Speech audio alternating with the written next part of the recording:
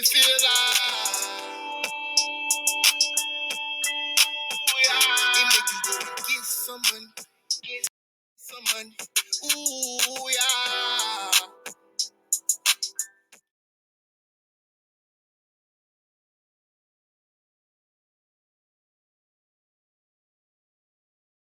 Blige was so busy Beyonce left Titty that she forgot to thank everybody for honoring her. How the do you forget? How are you so sucking on another artist that you don't even acknowledge yourself? At a Vibe magazine throw for you. So people asked me if I was going to take a picture with Mary, and I was like, no, I don't like standing next to trash. Jaguar Wright is exposing people from the industry left and right. And now it's Mary J. Blige's turn. Ever since Diddy's allegations came to light, she's been making sure the whole world knows exactly who was involved. And the list is long. Like, we're talking celebrities we all know and love. Jaguar Wright is back in the gossip game, stirring the pot with more details on Diddy and his crew. This time, she's not sparing Mary J. Blige, Diddy's longtime pal, and she's accusing her of being the puppet master behind Diddy's questionable actions. According to the latest grapevine, Mary isn't just a bystander. She's allegedly the one who's been hooking Diddy up with his victims, pulling the strings in the background. Because that fancy dog collar that Puff got around your neck and has had around your neck for the past 30 years, it should have been done got tight. It don't feel like a noose, Mary. It don't feel like a noose. Being yanked around by a bunch of niggas all the time, but you want to pop fly with.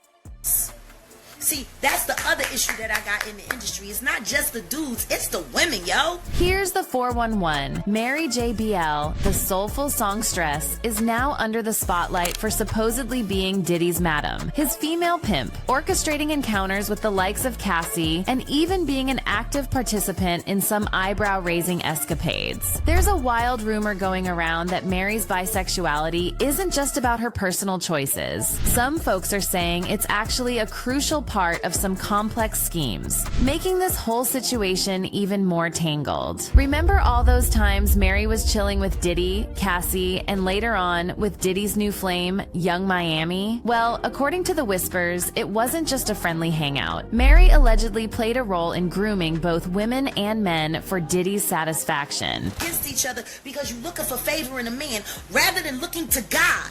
Puff Daddy ain't God, yo. People want to know, oh, Mary, why are you going after Mary? Why ain't nobody asking Mary why she went after me? I was a Mary J. Blige fan, just like all of you. I was in a lot of the studios where a lot of her records were written and recorded.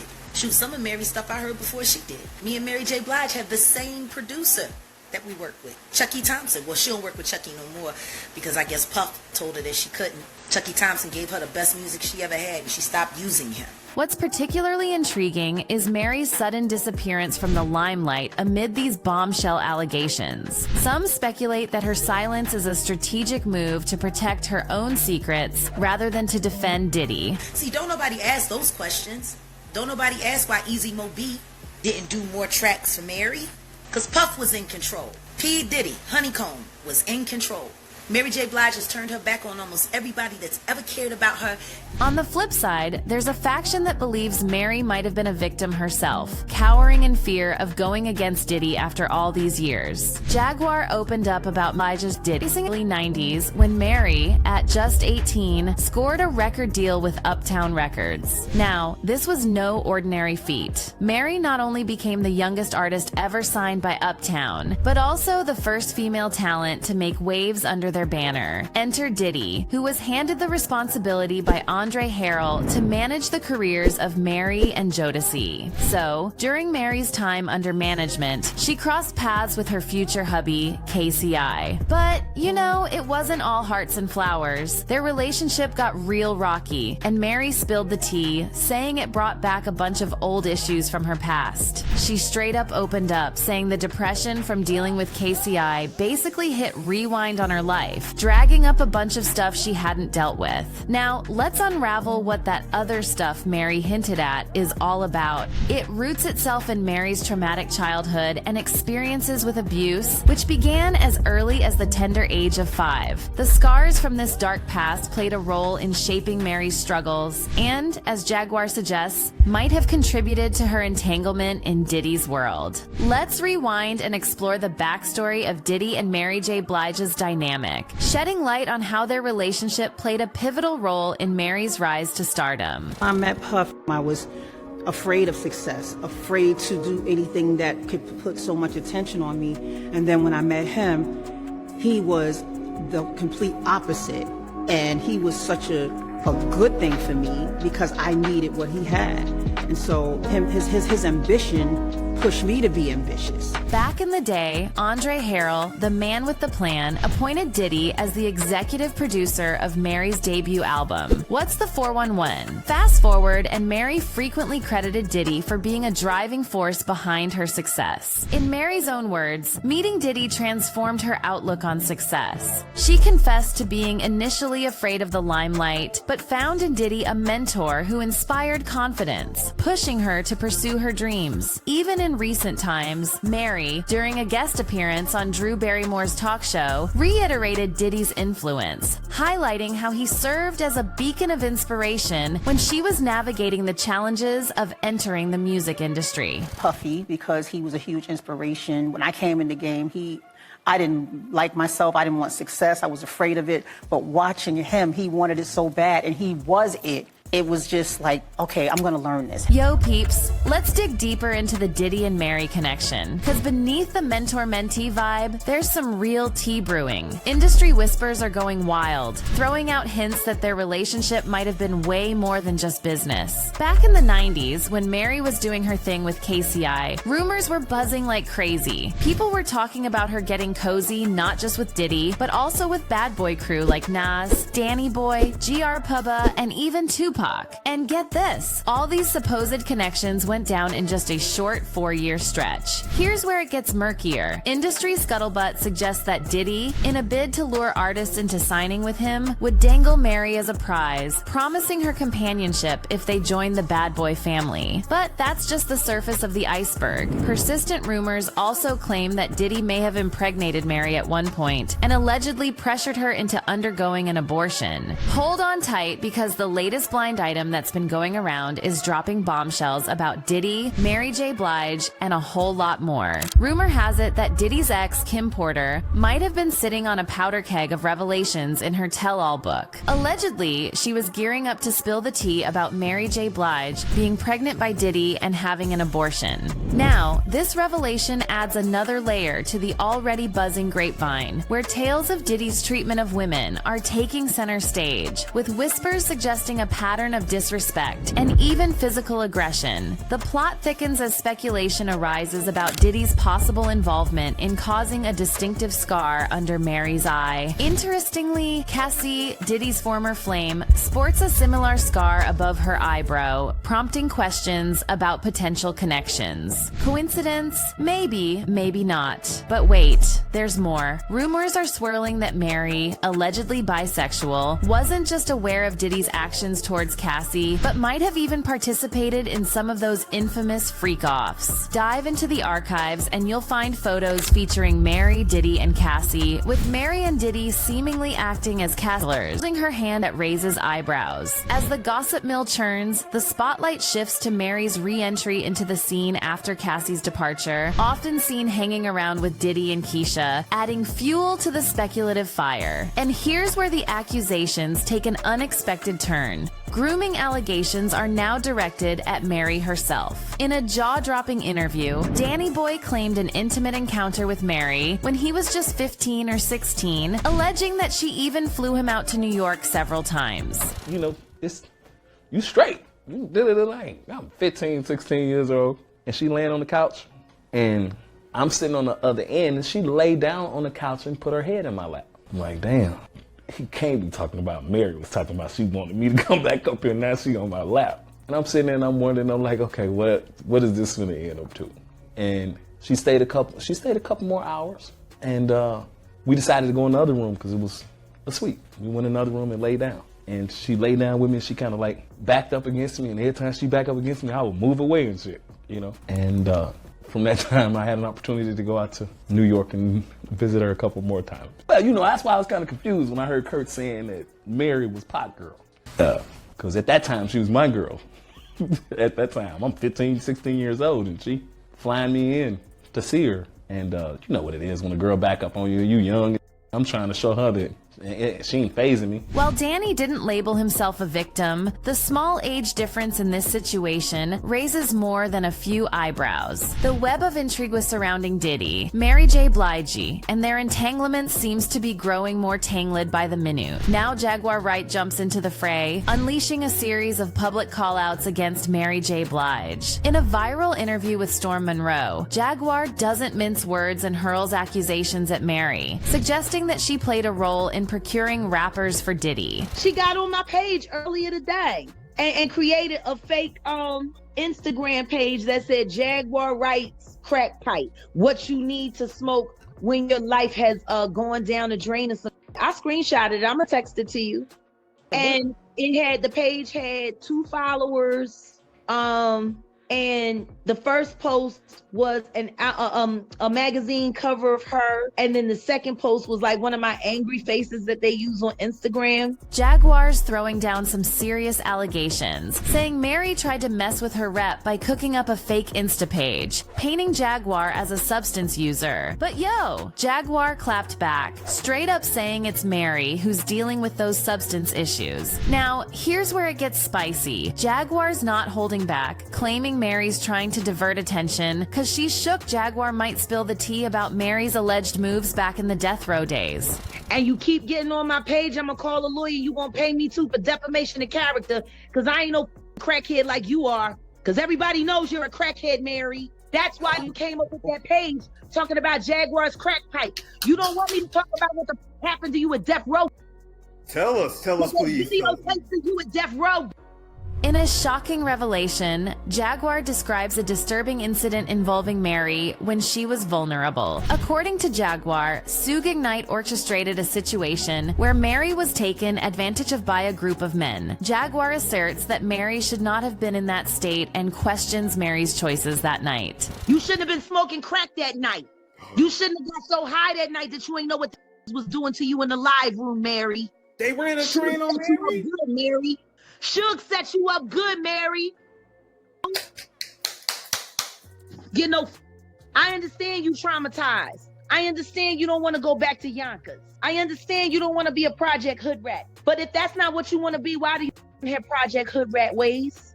Because see, if you want to stop being something, you kind of got to stop acting like it. The fandom is totally split on this one. Some peeps are calling out Jaguar for dropping such a heavy story, especially considering Mary's rough past. But hold up, Jaguar ain't backing down. She's like, nah, I don't feel for Mary because she rolled with the same guys who hurt her, including Diddy. And get this, Jaguar's spilling some serious tea, saying Diddy picked Mary because he knew she'd be down for his moves. Because as much divisive shit as you done behind so many female artists back, the way you over Faith because you was jealous.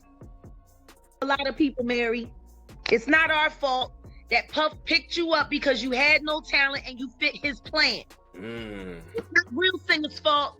He found your ass in a mall at a talent show singing bad and said, I'm gonna make that star and prove to these you don't need talent to run a record label. You were his prototype.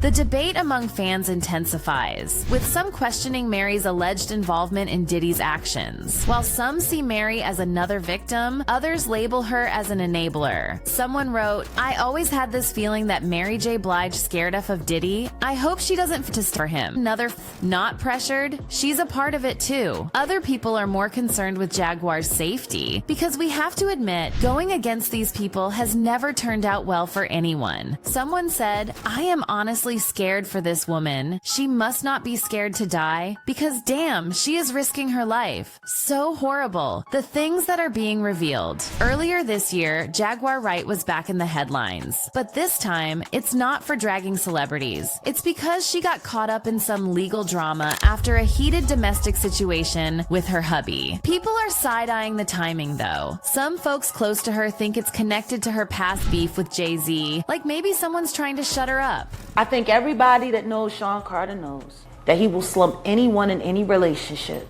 for $1. Look at how he did Dame. Like, I don't give a if you wanted to get away from your homie, if you wanted to get away from your partner, but to do it the way he did it, it's malicious.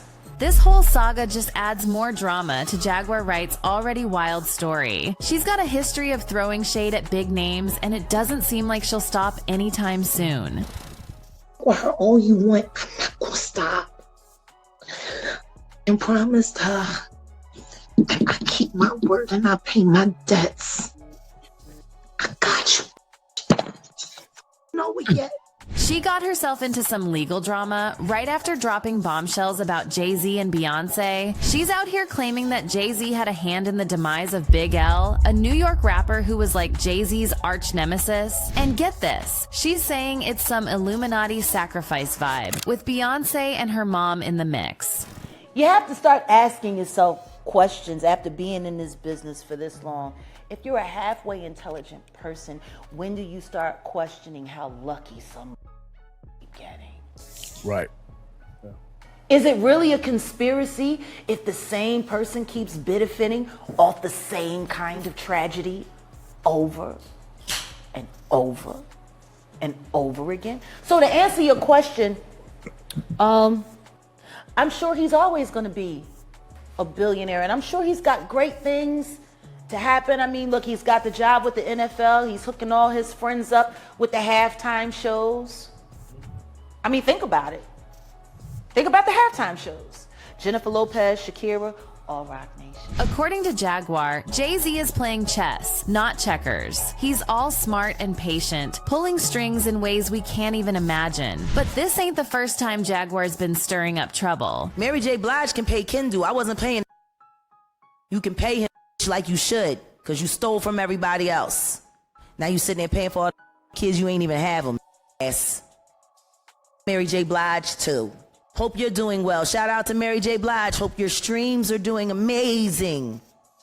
Hope they give you another season on Umbrella what is that? Umbrella Academy, and you actually learn how to read your lines. Now, she's in cuffs after a domestic dispute with her hubby, and folks close to her are whispering that maybe it's connected to her Jay-Z accusations, like someone's trying to shut her down. Now that she's exposing Diddy and his associates left and right, could someone be coming for Jaguar next? Diddy's career was over the moment Cassie sued him. Cassie dropped a bomb on Diddy, suing him in federal court on November 16th. She's accusing the hip-hop heavyweight of some serious stuff. We're talking rape and a decade-long pattern of abuse starting when she was just 19. Cassie, who used to be signed to Diddy's label, Bad Boy Records, threw down some heavy claims like sex trafficking, human trafficking, sexual battery, sexual assault, and gender-motivated violence. The Cassie and Diddy saga is straight out of a drama series. Brace yourself for this wild ride. It all started with Cassie, Diddy's ex, throwing major accusations in a lawsuit filed in Manhattan's federal district court.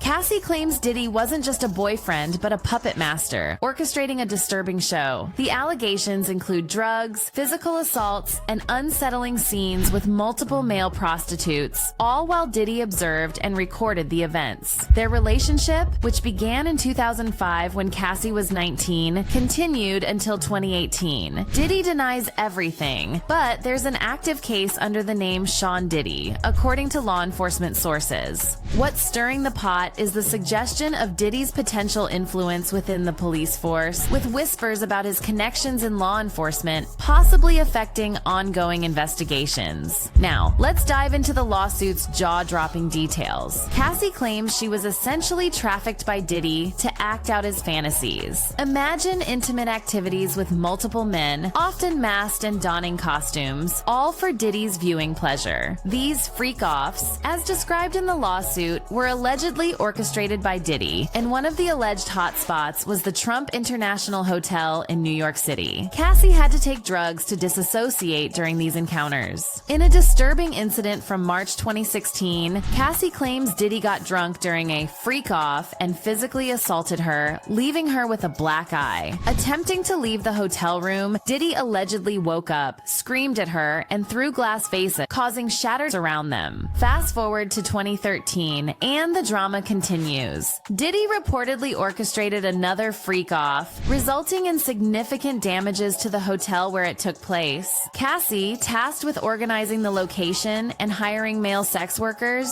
was about to spill the tea, but Diddy allegedly silenced her with a hefty sum of money. The lawsuit also alleges that Diddy asked Cassie to carry his gun in her purse on at least 2 occasions. Cassie further claims Diddy often plied her with ecstasy and ketamine and physically assaulted her, but she refrained from reporting it to authorities out of fear. But here's the twist. Just a day after Cassie dropped the legal bomb, she settled with Diddy out of court. As the smoke cleared, more people started speaking up, sharing their own stories of sexual assault allegations against Diddy. We're talking several more lawsuits that hit Diddy when he was least expecting them. Man, it's like the floodgates opened after Cassie's lawsuit. Diddy's getting hit left and right with an avalanche of lawsuits. 4 more victims stepped into the ring, leveling similar accusations against the ousted CEO. One woman filed a claim, alleging Diddy and others gang raped her when she was 17 after trafficking her across state lines in 2003. Thanksgiving weekend brought more legal storms. One lawsuit comes from a former college student accusing Diddy of drugging, sexually assaulting her, filming the act, and using it as revenge porn. Another accuses him and singer Aaron Hall of alleged rape and assault in the early 90s. A third lawsuit targets Diddy and his business entities, alleging sexual assault and workplace harassment. The allegations don't stop there. Virginia V, in a 2019 interview, detailed instances of physical abuse, claiming Diddy stomped on her stomach, punched her, and tried to pay her to abort their child. His former personal chef, Cindy Ruela, filed a lawsuit in 2017, alleging sexual harassment, failure to pay overtime, and retaliation. The lawsuit claimed Diddy would have naked post-coital meals. He settled with Ruela in 2019. And let's rewind a bit. In 2015, Diddy allegedly assaulted his son's football coach. Rumors flew in 2012 about a club fight with Cootie, and in 2007, he was sued for ordering a promoter's assault.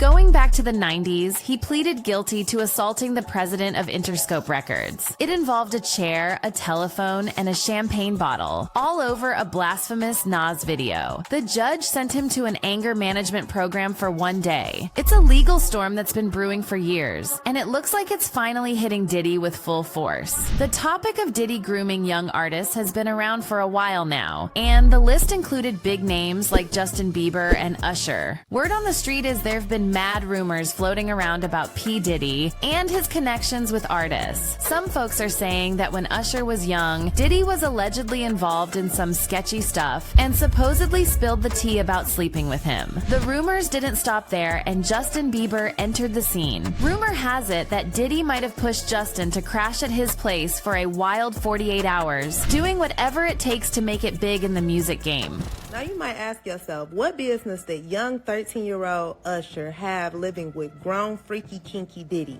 For an entire year, I might add. Well, that blame is to be placed on L.A. Reid. Apparently, he did an interview with Rolling Stone in 2004 where he said he sent Usher to Puffy Flavor Camp to toughen up. Now, this is what Usher had to say in the 2016 interview with Howard Stern in his own words. And I lived with Sean Puffy Combs for a year. That's the crazy thing. Now, that was L.A. Reid's idea, right? We're sending you over to something called Puffy Flavor Camp. There you go.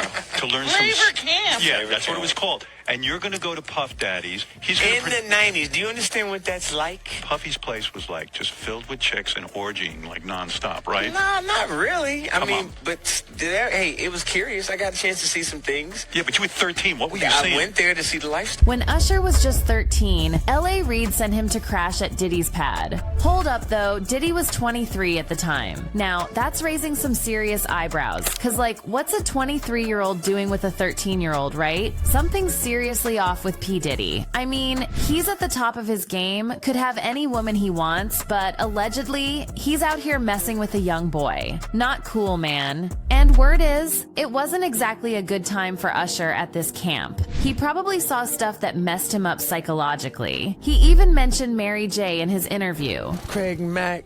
All these people are hanging around. Yeah, man. Faith Evans, Jodeci, Mary J. Blige. They didn't know nothing about this shit. Oh. I was having a good time. Yeah. Now on to Justin. Where does he fit into all of this? Now, allegedly, Usher is responsible for introducing Justin Bieber to Diddy. Now, I can't find any evidence to support that claim, but I can find proof of young Justin Bieber meeting 40-year-old Diddy for the very first time and them spending an entire 48 hours together. And Justin Bieber looks absolutely terrified, as he should be. But for the next 48 hours, he's with me. So, and we gonna go full crazy. What do you mean by that? Now, Justin Bieber's body language wasn't telling enough. Let's take a look at the next time Diddy sees Justin Bieber, which is years later after Justin Bieber has been ducking and dodging him. Starting to act different, huh? You ain't been calling me and hanging out the way we used to hang out. Well, I mean, you try to get in contact with me, through all my, partners. Poor Justin Bieber couldn't even get his thoughts together as to why he been ducking and dodging this demonic man. It's okay, baby. A post on Reddit wrote, the whole reason why Justin Bieber became famous is because he was taken under Usher's wing. Usher was supposedly exploited by Diddy at the age of 13, and they think Usher brought Justin into his circle to get used as well. The biggest red flag is that L.A. Reid helped Usher create a music label that only has Justin as the sole artist. The whole thing with Bieber has been more secretive, so there's really no evidence, but we do have some blind items that have been popping out. If all of this is true, it kind of makes sense how Justin acted out when he grew up. Whatever happened between them has clearly scarred him for life. A fan tweeted, "Y'all really gotta open your eyes and ears at the big dogs in the industry. Diddy has had the nastiest rap sheet next to R. Kelly and y'all now hearing apt it. The man had a young male artist program he called the Flavor Camp Usher, and Justin Bieber attended. Hello? A lot of rappers in his era have accused him of SA and/or being his boy toys.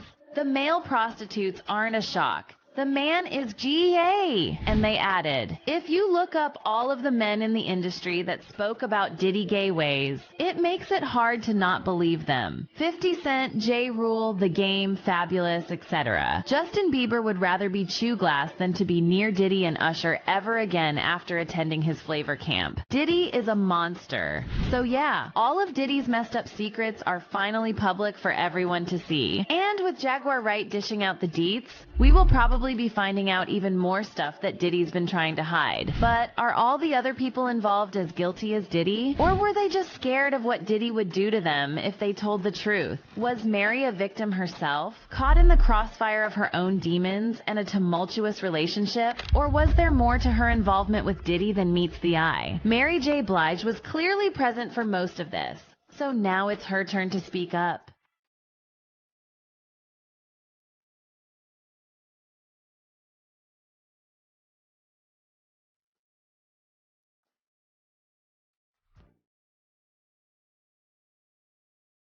You owe me 60 bands, and you have to perform the song right now in the crib. What are we talking about?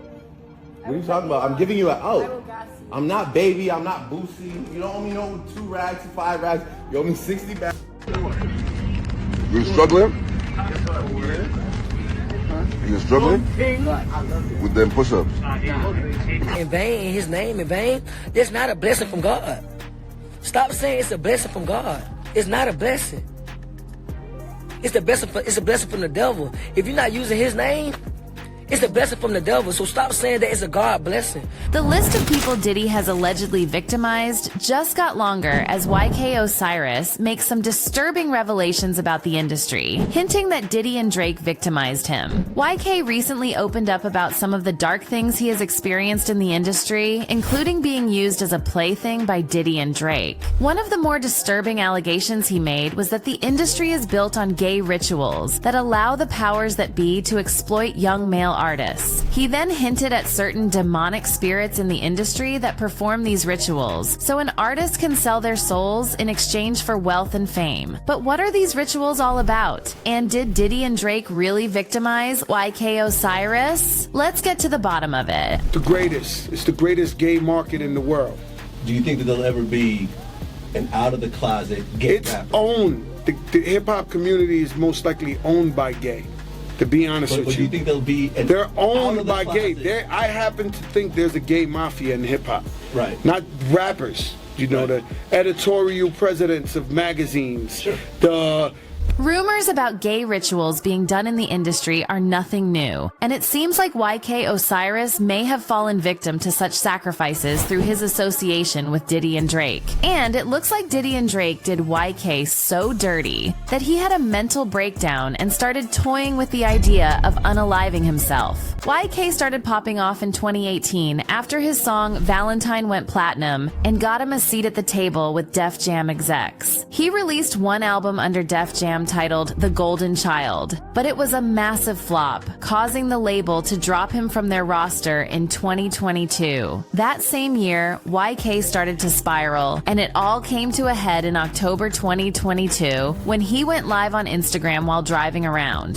YK started ranting about how he didn't have any friends in the industry anymore, and he felt like ending things right there and then. Then he mentioned that demons were trying to attack him, and that's why he needed to leave the house to clear his head. Although some people started clowning YK because they thought he was just crying over losing his industry connections. Others felt they needed to pay attention to what he was saying because it sounded similar to what other young artists like YK have said about the industry. Remember that a few years before that live stream, YK shared a video where he said, "People don't have the complete picture of what goes on in the industry, because if they did, they wouldn't support many of their favorite artists." He called out rappers who were constantly talking about how much they loved God while they actually served the devil. YK went on to talk about how these rappers sell their souls to evil spirits in exchange for wealth. And he was tired of the constant battle to keep himself from handing his soul over to the devil. He added that the only reason he was still in the game was that he had to feed his family. In summary, YK said a lot, and it appears the things he said made some people very angry. That's why when rumors started flying around that YK owed people money, fans immediately clocked it as part of the humiliation rituals IK had to perform to atone for his transgressions. It all started in 2021 when Boozy said YK owed him $1,200 for betting on the viral crate challenge a few months prior.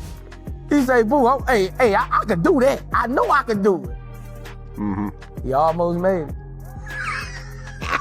Almost. And our deal was Osiris owed me $1,200. Our deal was the $5,000. If he don't make it, he owed me $600. And he missed 2 times. So he owed me $1,200. I need that $1,200. Okay. Then, later that year, Lil Baby ran into YK when he was at a jewelry store in Atlanta, copping some ice, and he started pressing YK about the $5K YK owed him. YK tried to play it cool and laugh it off, but it seemed like Lil Baby was not playing about collecting his money, and he kept pressing YK for it. Oh, sorry, let me get my 5 in, man. I can't wait to get you. I can't.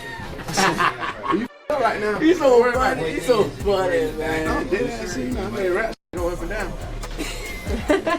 You up right now. Don't worry about it. Man, this is so rich, man. I'll wait on your next hit. Nah, let me tell you how you rich you is. You don't even bother me about that. Want me to wait on your next hit? Yeah, hell yeah. I got you 10. Yeah. Boy, owe me 5,000, man. I'm waiting on your next hit. 3,000. I'm gonna invoice your label. At some point during the interaction, Lil Baby looked at YK's bright orange colored jumpsuit and called him a sissy, which, when you think about it, doesn't really have anything to do with being owed money. And by YK's body language, you can tell he wanted to get out of that place as fast as possible, but was just trying to keep it cool. In another video, French Montana ran into YK at a party and asked him to pay the $5K he owed him. I found my nigga, he owe me some money. He don't want to pay me, but I'm gonna get my money in Bahamas. Hey, I'm gonna get the money, man. How much I owe you? You owe me $5,000 from bowling, man. You never pay me. Oh, God, I'm gonna get it back 2 more weeks. And this was in 2022, after YK publicly claimed he would enter the new year debt-free. Then there's the viral moment when Drake asked YK to do an impromptu performance for him to clear his $60,000 debt. I'm not young. I ain't gonna hold you no more. I ain't gonna hold you no more. You owe me 60 bands, and you have to perform the song right now in the crib. What are we talking about? What are you talking about? I'm giving you an out. I'm not baby. I'm not Boosie. You don't owe me no 2 rags, 5 rags. You owe me 60 bands. I'm playing the song right now. You ready? I need you. I need a full. Huh? You don't owe me no money right now. I swear. I need a full performance though. The real shit though.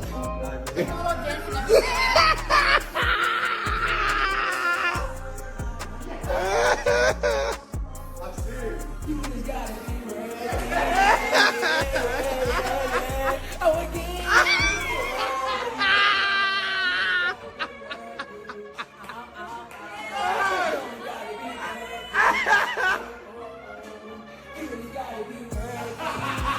YK seemed like he was goofing about with Drake in the video, but you can tell Drake was trying to get a little bit serious with it. I don't know about you, but it's straight up weird that, firstly, YK borrowed $60K from Drake, and secondly, that Drake was willing to let YK sing to pay it off. Something just isn't adding up. All these rumors about YK owing people money led some to believe it was the industry's way of controlling him through humiliation rituals because of everything he said about the industry. Fans seem to think it was sus that YK Osiris suddenly owed people money, especially people like Drake, who have higher up connections in the industry. So, putting 2 and 2 together, some concluded that the industry was punishing YK for speaking up about some of the dark things he had witnessed behind the scenes. One person said, YK Osiris don't owe nothing. He just has to do humiliation rituals since he went live and said a lot of things they didn't want him to say. Another person said, every time I see a video of YK Osiris, I feel like he's laughing to hide the humiliation cause don't nothing be that funny. And then one fan commented, YK Osiris wanted out of the 360 and going through humiliation rituals to get back in the industry. YK did later admit that the reason why he owed so many rappers money was that he had poor money management skills, and he blew all his money after the success of his track. Worth it. While that may be true, YK is certainly not the first young artist to lack money management skills or borrow money from other rappers. So, how come his case was widely broadcast for the world to see? The whole humiliation ritual angle seems like nothing but a big conspiracy, but it's kind of hard to ignore when you connect all the dots. And it looks like people have really started to make the connection, because there are now rumors that the industry sent Diddy and Drake to perform gay rituals on YK Osiris. A few years ago, YK was making the news rounds for his close friendship with Diddy, which fans found weird because, you know, it's Diddy. But things went up a notch in early 2021 when rumors started flying around that Diddy and YK allegedly took a trip to Jamaica together. YK reshared a shirtless photo Diddy posted on his IG and captioned it with praying heart emojis, which got fans wondering what YK might be grateful for about Diddy and led to speculations that he was Diddy's new boy toy. On top of that, YK shared several seemingly harmless pictures of himself having a good time at a resort.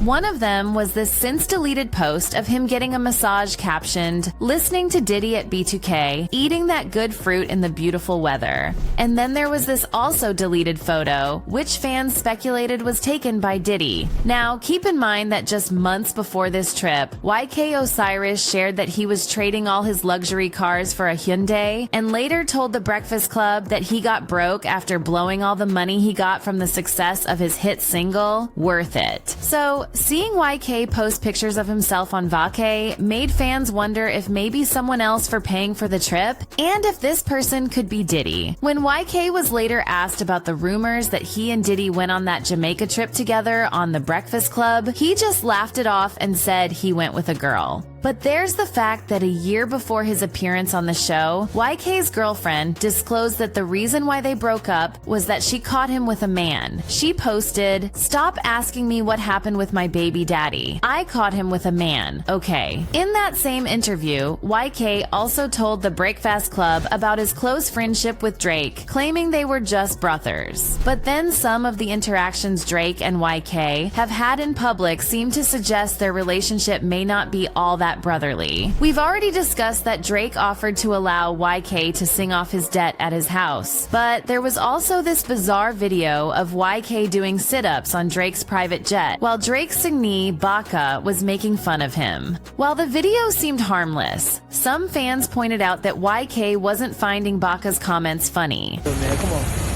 Come on, baby. Come on, baby. I'm on a year drink. Oh, my God. Man, who's doing it like me, man? Stop playing on me, man. Stop playing on me. Stop playing on me, man. I'm tired of playing with you. You ain't doing it like me, man. Stop playing on me. I'm on an L Drake, man. Stop playing at me. Are you serious? Come on, baby. Oh, shit. Come on. I'm taking off. I'll see y'all. Let's go. Yes. Let's go. Funny games. It's all funny games. Till ain't games no more. It's all hoo hee hee hoo hee hoo hee. Until ain't games no more. Till you can't do that no more.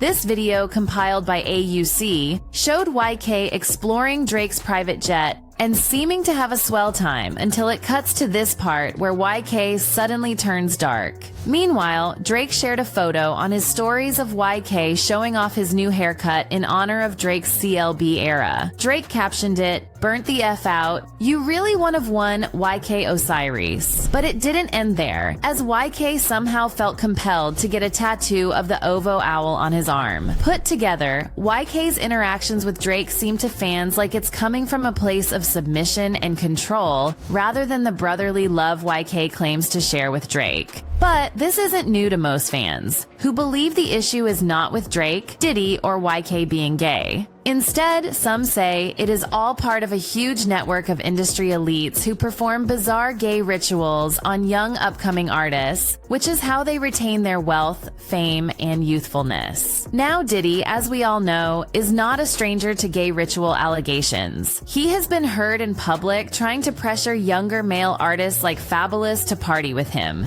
People believe that Diddy is not doing to YK Osiris the same thing he did to Justin Bieber. When Justin was just a teenager, Diddy brought him to his house to spend 48 hours hanging out. During those 48 hours, Diddy promised Justin a car and a house when he turned 16. Then there was this clip where Diddy tried to guilt trip Justin into hanging out with him and asking for his number. You can tell Justin was uncomfortable with the entire interaction by his body language and how he kept trying to deflect the questions Diddy was asking. Fast forward a few years later, and we start seeing tabloids on how Justin is spiraling, his mental health is in shambles, and he even has to depend on drugs to numb the pain. Now, Justin Bieber is arguably the product of an entire system that sees nothing wrong in sexualizing, exploiting, and molesting minors. However, Diddy is a part of that system, and Justin's fans have never forgotten the part Diddy allegedly played in grooming Justin. And now it seems like history is repeating itself, with YK Osiris being reportedly preyed on by Diddy and Drake as a ritual. Celebrity medium Sloan Bella shared an interesting theory about this during her Kim Porter series. According to her, Diddy is part of an occultic group that regularly makes sacrifices in the form of essaying young boys and men.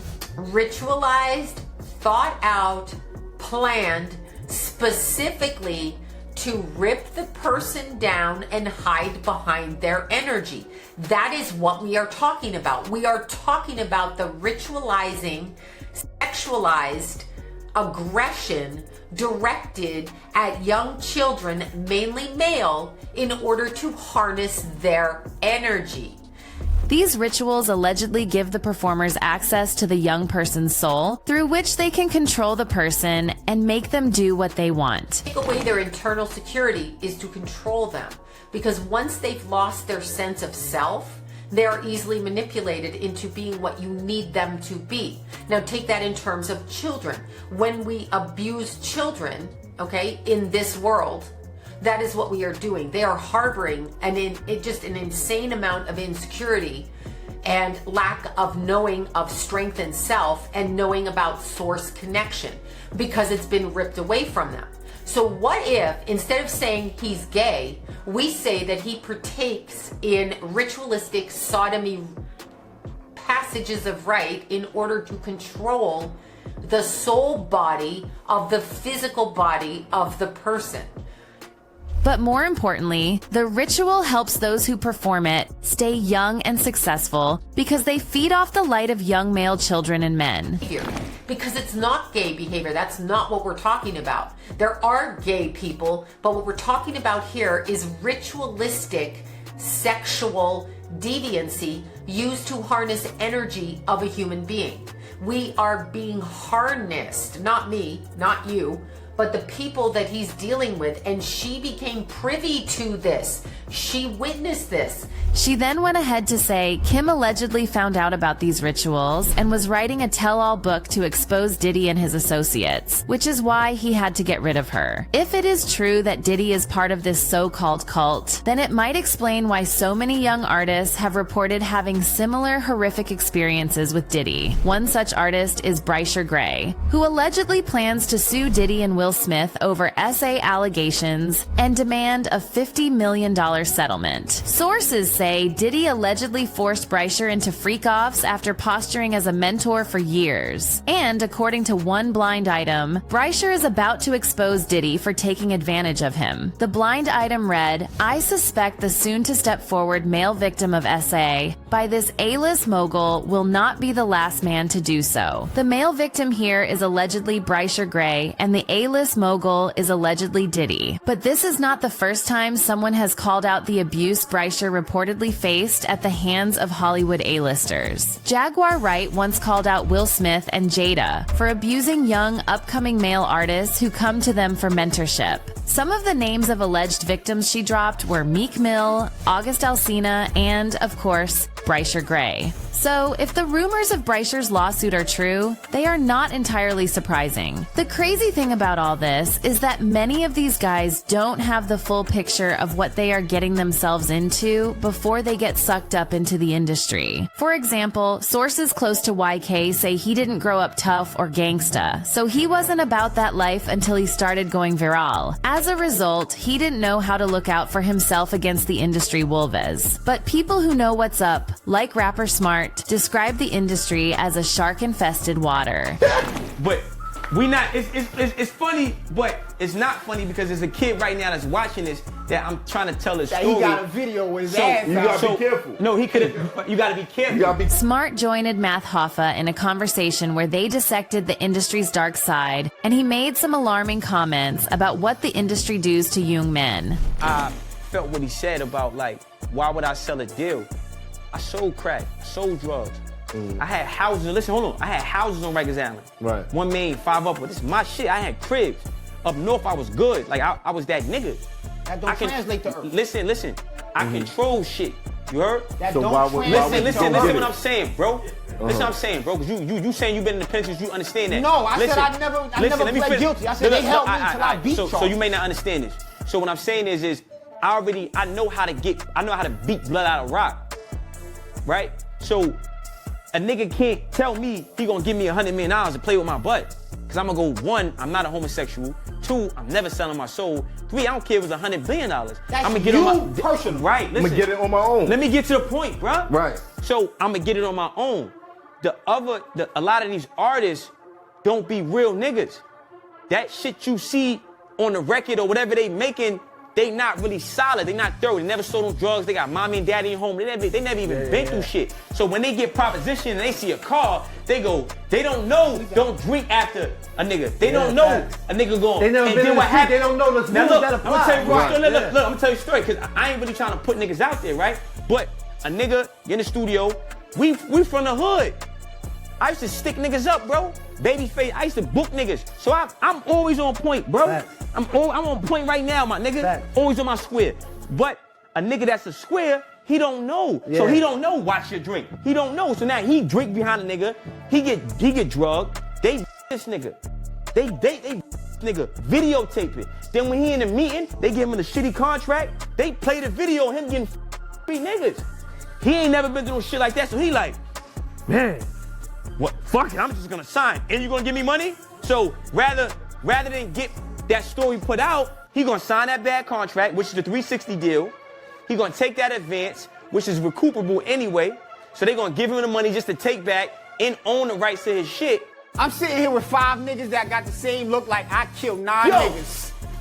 Smart started by saying many young male artists today are not street smart, so they don't know how to pick up on specific signals or hidden languages in the industry. And because of that, they are likely to get taken advantage of. He then mentioned some examples of tactics used by industry veterans to manipulate young artists and get them to sign deals they wouldn't ordinarily sign. But the manipulation does not end there because, according to Smart, the videos get played every time the artist wants to bargain, and then they can't do anything because they don't want to risk their tapes getting leaked. And that's how they get young male artists to sell their souls for money and fame. This sounds similar to what Fat Joe said when he told Vlad that hip-hop is the greatest gay market in the world. Vlad was asking Joe what he thought about being gay in the industry, and Joe said he felt like a lot of celebrities, including footballers and basketballers, were closeted. He said the same applied to the music industry, and that he 100% believed he had already done a collab with a gay artist. According to Joe, being gay is not something to be ashamed of, and celebrities should be comfortable coming out as gay regardless of what people think about it, which is fair. But the disturbing part of that conversation was when Joe mentioned that he believed there was a gay mafia running the hip-hop scene. Gay market in the world.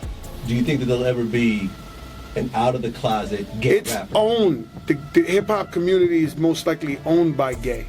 To be honest with you. Do you think there'll be an They're owned by gay. I happen to think there's a gay mafia in hip-hop. Right. Not rappers. You know, the editorial presidents of magazines. Sure. And this so-called gay mafia, according to Joe, is not necessarily made up of rappers. It's mostly people working behind the scenes, like editorial presidents of pop culture magazines, radio show hosts, and people giving awards at award shows. The PDs at radio stations, the people who give you award at award shows. This is a fucking gay mafia, my man. Right. These are the people who control the narrative in hip-hop and, to a large extent, determine which artist flies and which one flops. Joe then implied that to make it in the industry, most artists have to present as gay either publicly or privately to gain favor with the gay mafia that runs the industry. Now back to Diddy and Drake. Some believe they are not acting alone and are part of the bigger network of industry elites that do these things to people like YK. One person said, "I remember always hearing that the industry was dark growing up. I used to just think that it meant that you couldn't get in if you didn't have talent, but when I realized what it meant once 05 hit, I was so confused and horrified." Unfortunately for YK, he can't just leave when he wants to because, like he said, he has to feed his family. There's also the fact that the industry elites probably already have something over his head that they use to blackmail him into staying. Still, fans are sending him love and light and applauding his bravery. Prayers going up for his mental peace. I always felt something bad happened to him. He seemed like such a sweet guy. I just want to give him a hug. Something tells me my instinct is correct. God save this poor young man's soul. But what are your thoughts about YK Osiris being allegedly victimized by Diddy and Drake? Leave a comment down below and make sure you don't miss the next video.